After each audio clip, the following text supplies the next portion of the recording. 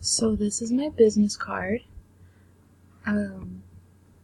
As you can see, the colors are very simple, just black and white, and I decided to add a shadow right there. And with this shadow, I added it for my logo. I also added it on my business information right here.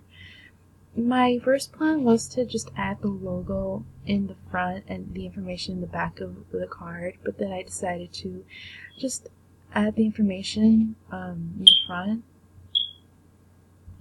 And you can see here my name and ldesigns.com, which is the business name, which I don't own, by the way.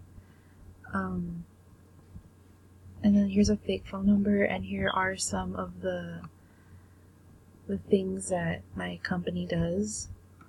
I didn't want to distract the original logo from anything else, which is why I didn't really add much background color to it, even though it might have been nice to add more color to the business card, but I didn't because I wanted to just focus more attention on